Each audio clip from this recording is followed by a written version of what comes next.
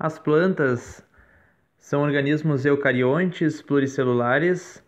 Juntamente com as algas, elas formam os organismos fotossintetizantes do planeta. Elas possuem células contendo parede celular de celulose e algumas organelas especiais, como os cloroplastos e o vacúolo. Os cloroplastos são aquelas organelas onde ocorre a fotossíntese, e o vacúolo é uma bolsa onde as plantas armazenam água e sais minerais e alguns pigmentos. Os fósseis mais antigos conhecidos das plantas são de Cooksonia. É uma planta que existiu no período siluriano, mais ou menos entre 443 e 419 milhões de anos, e elas foram as primeiras plantas vasculares, ou seja, que apresentavam vasos condutores e possuíam cerca de 6 centímetros de altura e viviam em superfícies lodosas. Nas plantas, o polissacarídeo de reserva é o amido, assim como nas algas verdes escarófitas, e elas possuem uma característica chamada matrotrofia, que é a retenção do embrião no gametófito. O gametófito é uma parte da planta responsável pela produção dos gametas. E a vantagem dessa matrotrofia é relacionada ao aumento da área da dispersão e uma alternativa das plantas em períodos de escassez de água. E isso seria uma vantagem das plantas em relação às algas e, consequentemente, à conquista do ambiente terrestre. As plantas, elas são importantes por inúmeros fatores. Se elas são fotossintetizantes, consequentemente, elas são responsáveis pelo resgate do CO2 atmosférico e também são fonte de matéria orgânica, essa matéria orgânica que é construída no processo de fotossíntese. Elas também são utilizadas no processo de fitorremediação, ou seja, na absorção de substâncias tóxicas de determinados ambientes. Por exemplo, na sequência das imagens, nós temos o choupo e o salgueiro crescendo em solo contaminado por combustível nos Estados Unidos. Essas árvores possuem raízes profundas que puxam os contaminantes para a superfície pelo seu caule, pelas folhas, e assim elas reduzem a necessidade de bombeamento mecânico e tratamento dos lençóis freáticos. Na segunda imagem, nós temos girassóis crescendo num lago contaminado por substâncias radioativas na localidade de Chernobyl, na Ucrânia. Neste local ocorreu um desastre nuclear no ano de 1986 e esses girassóis ficam suspensos por balsas de isopor e suas raízes elas podem remover até 90% dos contaminantes em mais ou menos um período de 10 dias. Na terceira imagem nós temos a salicórnia, que é uma planta de mangue.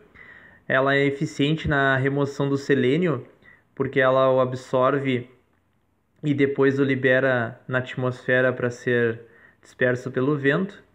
E o selênio, ele acumulando-se nas plantas, elas se tornam tóxicas e, consequentemente, venenosas para a vida selvagem.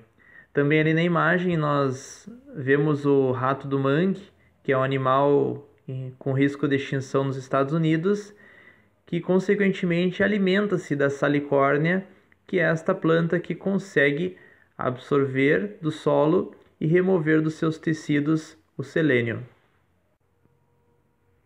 As plantas elas também podem ser utilizadas na recuperação e revitalização de áreas industriais abandonadas. E na primeira imagem nós temos a Haigline, que é uma linha de trem elevada e abandonada que foi transformada num parque público sobre uma área restaurada de restaurantes, galerias e lojas. Então nós podemos ver diversos arbustos, gramíneas e árvores plantadas ao longo dessa via bastante popular lá nos Estados Unidos. E na segunda imagem nós temos uma região pantanosa criada sobre uma antiga base aérea em Seattle, nos Estados Unidos também, que oferece um habitat rico de condições para diversas espécies da vida selvagem.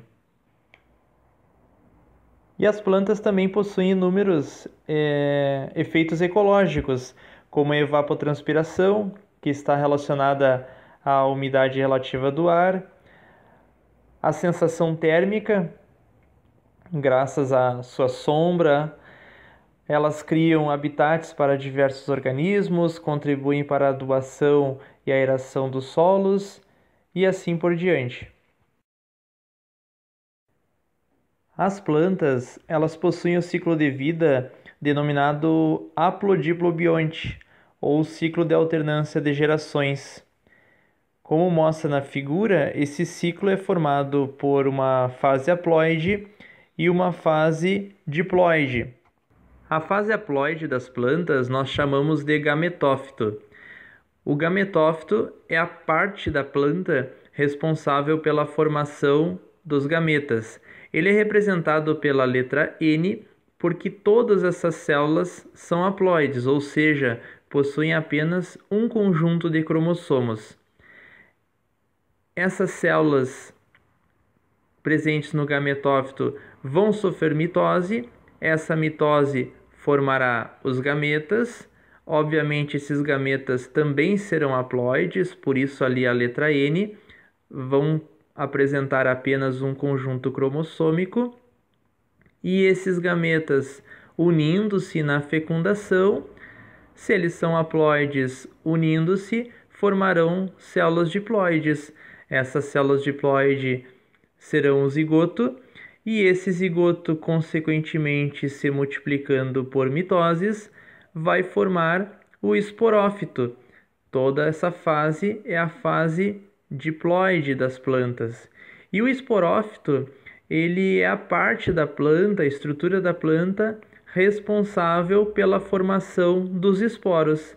Como você vê ali na animação, os esporos são células haploides. Então, o esporófito, que é diploide, formará esporos, que são células haploides. Para uma célula diploide formar uma célula haploide, obviamente ela irá sofrer meiose. Esses esporos, que também são células reprodutivas, elas serão liberadas no ambiente e, consequentemente, sofrendo mitoses, elas formarão o gametófito, reiniciando o ciclo da planta. Este slide ele mostra a linhagem evolutiva das plantas. As plantas elas compartilham um ancestral em comum com as algas verdes carófitas. Como nós sabemos disso, meus alunos? É porque as plantas elas compartilham no mínimo 3 características em comum, que são os cloroplastos com grana, que são aquelas aglomerações dos tilacoides bem desenvolvidos, a presença do fragmoplasto na citocinese. Essa é uma etapa lá da divisão celular, da mitose, que vocês podem rever no vídeo que eu tenho aí sobre mitose, e a reserva de amido. Então essas 3 características, no mínimo, são características em comum entre algas verdes carófitas e as plantas. Então, seguindo a linhagem evolutiva, nós percebemos que em um determinado momento surgiu um gametófito dominante nesse ancestral comum entre algas carófitas e plantas, e o arquegônio. O arquegônio, meus alunos, é a estrutura presente nas plantas responsável pelo armazenamento do gameta feminino e, consequentemente, do embrião, onde ele será nutrido, que é aquela característica chamada de hematrofia. Então, a partir daí, surgiram as primeiras plantas terrestres, chamadas de briófitas, e nós as conhecemos também popularmente por musgos. E a partir das briófitas surgiu uma nova característica, que é o esporófito dominante. Esse esporófito dominante surgiu em outro grupo de plantas que também apresentaram os vasos condutores, como nós veremos mais adiante. Esses vasos condutores que nós chamamos de xilema e floema. E as plantas que apresentaram essas novas características são as seguintes ali na linhagem evolutiva, que são as pteridófitas. E ali nós temos um representante bem conhecido, que são as samambaias. A partir das pteridófitas, seguindo a linhagem evolutiva, surgiram novas características, que são sementes aladas, ou seja, sementes dispersadas na natureza, e grãos de pólen, que são estruturas reprodutivas. As plantas que apresentaram essas características são as gimnospermas, representadas ali na figura por um pinheiro. E a partir das gimnospermas, novas características foram apresentadas pelas plantas, no caso, flores e frutos, as flores ali representadas no último indivíduo da figura, e essas plantas que apresentaram flores e frutos são as angiospermas. Então, o primeiro grupo de plantas que nós vamos estudar são as briófitas. Elas são consideradas avasculares porque não apresentam aqueles tecidos especializados que são o xilema e o floema. Elas vivem geralmente em lugares úmidos e sombreados, dadas algumas exceções. Elas, após os líquens, elas surgem nos ambientes, ou seja, fazem parte dos organismos pioneiros no processo de sucessão ecológica. Como elas são sensíveis à poluição atmosférica e também a substâncias tóxicas presentes no solo, são considerados organismos bioindicadores. E como junto a elas vivem diversos organismos, em especial inúmeras espécies de insetos, elas acabam criando microhabitats para esses organismos. Como elas não apresentam tecidos condutores, o transporte de água e nutrientes se dá por difusão, o que consequentemente limita o crescimento das briófitas. Dentre as contribuições ecológicas das briófitas encontram-se as turfeiras, que é um tipo de vegetação das regiões úmidas que ocupa mais de 1% da superfície dos continentes. E as turfeiras elas são formadas por musgos do gênero Sphagnum, que é considerado por alguns botânicos como as plantas mais abundantes do planeta. Na figura abaixo do slide, nós temos o famoso Homem de Tolund, que é uma múmia que foi encontrada na Dinamarca, numa região denominada Tolund, nos anos 50. E ela é datada entre 405 e 100 anos antes de Cristo. Esta múmia ela foi preservada neste local, principalmente pela presença desse musgo do Sphagnum. E esse musgo ele consegue sobreviver em condições ácidas e pobres em oxigênio, e isso consequentemente acabou preservando parcialmente este corpo, que encontra-se hoje num museu na Europa.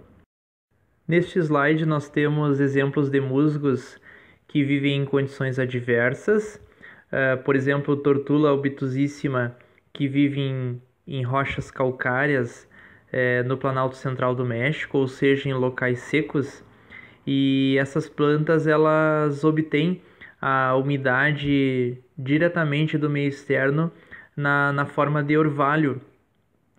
E como dá para perceber na figura, aquelas gotículas ali presentes na planta, e elas podem se recuperar da dessecação em até menos de 5 minutos. Na imagem da direita, nós temos um outro musgo, que é o Campylopus, que é encontrado na Antártida, a cerca de 3.000 metros acima do nível do mar, em locais onde as temperaturas diárias no verão variam entre -10 e -30 graus Celsius. E na imagem abaixo, também, este musgo pode viver em áreas vulcânicas, onde as temperaturas podem chegar a 30 graus. Então, o crescimento deste musgo, do Campylopus, nesses locais demonstra o notável poder de dispersão dos musgos, bem como a sua capacidade de sobreviver em ambientes hostis. Então, o primeiro grupo que nós vamos estudar é o filo Marchantiophyta. Elas são chamadas popularmente de hepáticas. Essas plantas elas apresentam o seu gametófito achatado, e naquelas imagens da direita nós podemos ver aqueles pedúnculos semelhantes a guarda-chuvas, que são os chamados gametangióforos, que são as estruturas onde irão se formar os gametas. Então, na imagem de cima nós temos o arquegônio, que é onde serão produzidos os gametas femininos, e na imagem de baixo nós temos os anterídeos, que são as estruturas onde serão formados os gametas masculinos. Em geral, elas são unissexuais ou dioicas, ou seja, plantas que produzem gametas masculinos e plantas que produzem gametas femininos.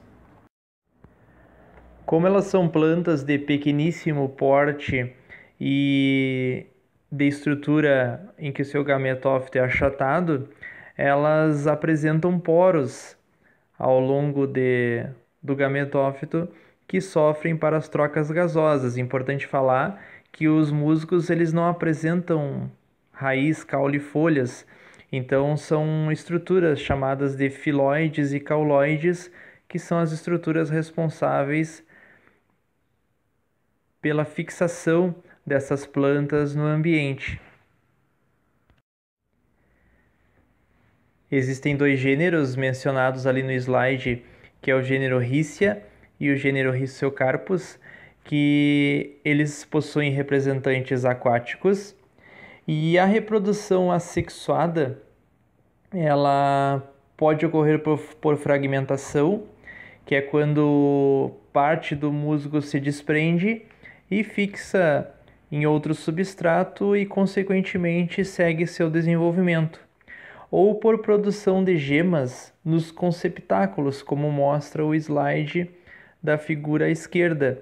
Os conceptáculos são estruturas contendo tecidos que são chamados de meristemas, ou seja, tecidos com alta capacidade de diferenciação, e conforme dá para perceber ali na figura, e essas gemas elas são liberadas com o auxílio da água e elas se fixam no substrato, dividem-se essas células, esses tecidos, e consequentemente formam novas plantas.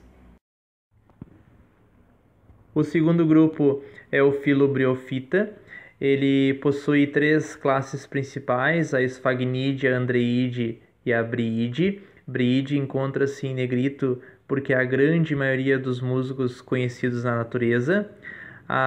Olhando as imagens, no canto superior direito nós temos o Sphagnum, que é o representante da classe Sphagnidae, que nós já mencionamos anteriormente. Se você observar com atenção a base do musgo, que é aquela estrutura de coloração verde, é o gametófito, e aqueles pedúnculos com uma estrutura globular de coloração avermelhada na extremidade, essas estruturas são os esporófitos, diferentemente do filo anterior, que é o Marchantiophyta. Então, esses pedúnculos no filo Bryophyta, eles são os esporófitos. O esporófito é a parte da planta formada por células diploides, e em especial naquela estrutura globular chamada de cápsula, ali que vai ocorrer a meiose e a consequentemente formação dos esporos. Esses esporos, que também são células reprodutivas, que será explicado na sequência ali na reprodução, eles só serão liberados em momento propício. E esses esporófitos nos musgos, eles são transitórios, eles surgem em um determinado momento e depois desaparecem. A parte predominante, permanente do musgo é apenas o gametófito, que é a base. Na segunda imagem, nós temos um representante da classe Andreide. A classe Andreide ela é mais adaptada a ambientes secos e aquelas estruturas de coloração amarela que parecem pequenas flores, na verdade são as cápsulas que se abrem quando o ar está seco para a liberação dos seus esporos e fecham-se quando o ar está úmido. E na imagem abaixo à esquerda, nós temos um representante da classe Briide. Embora aquela minúscula planta pareça apresentar folhas, caule e raiz, na verdade nós chamamos de rizoide, filoide e cauloide, que são estruturas primitivas, não são órgãos verdadeiros, porque, lembrando, essas plantas não apresentam vasos condutores. Então aquela estrutura que você vê no slide, na verdade ela apresenta em média 1 centímetro ou 2 de tamanho. E na imagem bem à esquerda nós temos o protonema. O protonema é o primeiro tecido que se forma a partir da multiplicação dos esporos. Os esporos que são liberados pelas cápsulas. E nós vamos ver nos slides seguintes quando falarmos da reprodução dos musgos. Neste slide nós temos alguns representantes da classe Briide. A primeira imagem é o Dawsonia superba. É um musgo que pode atingir grandes proporções, em média entre 20 e 50 centímetros, e pode até ser confundido com gramíneas. Na segunda imagem nós temos o Polytrichium pileaferum, com essas estruturas amareladas chamadas taças de respingo. Na verdade, essas estruturas são aglomerações dos anterídeos, que são as estruturas responsáveis pela formação dos gametas masculinos. Estes musgos da classe Briide, eles apresentam estômatos na maioria dos esporófitos, ou seja, os estômatos são estruturas responsáveis, são órgãos responsáveis pela condução dos gases, a entrada e saída do oxigênio e gás carbônico. Os cloroplastos eles estão presentes apenas no esporófito jovem. Conforme o esporófito vai se tornando mais maduro, os cloroplastos desaparecem. E muitos desses musgos eles apresentam tecidos especializados para a condução de água e nutrientes. Esse tecido é chamado de adroma. É uma exceção dentro dos musgos, e esse conjunto de células, que são chamadas de hidroides, estão apresentadas ali no slide.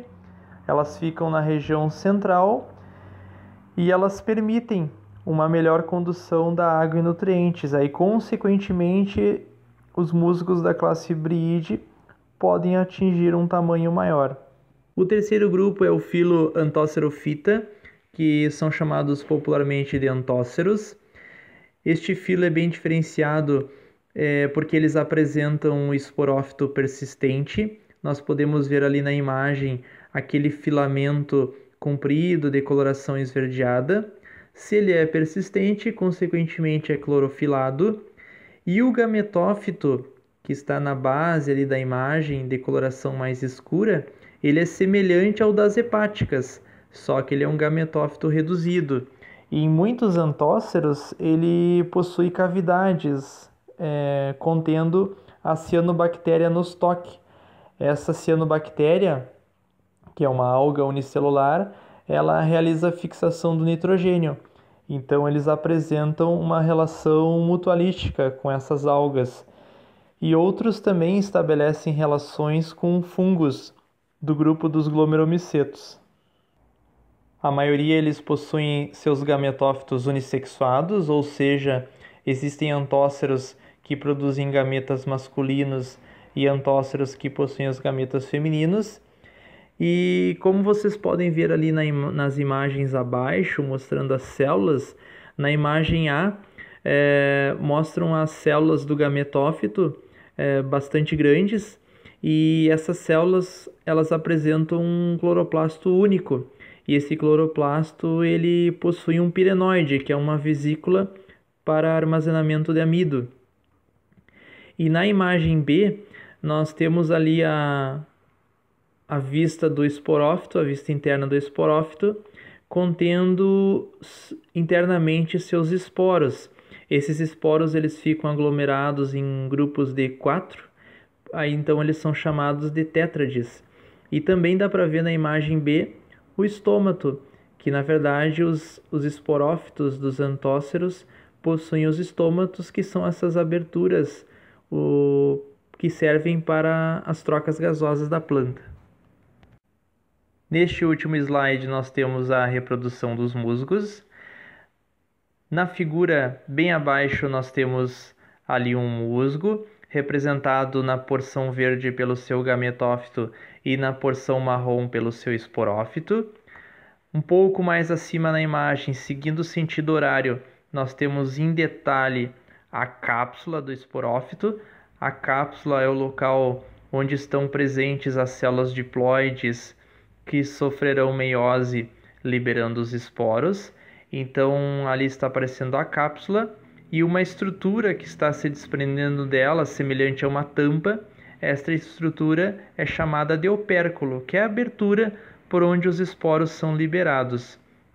Para você ter uma ideia, cada cápsula libera de uma única vez cerca de 50 milhões de esporos. Esses esporos vão ser dispersados no ambiente, obviamente o ambiente úmido, e neste ambiente cada um desses esporos vai se desenvolver por mitoses, formando uma estrutura primitiva, filamentar ali na coloração verde, que nós chamamos de protonema. Se os esporos são células haploides, representadas pela letra N, obviamente o protonema também vai ser composto por células haploides. Esses protonemas irão se desenvolver em gametófitos, que são os musgos como nós vemos na natureza, e esses gametófitos, quando unissexuais, eles vão desenvolver, como mostra na figura na parte de cima, o anterídeo, que é a estrutura formadora dos gametas masculinos, e o arquegônio, que é a estrutura formadora dos gametas femininos.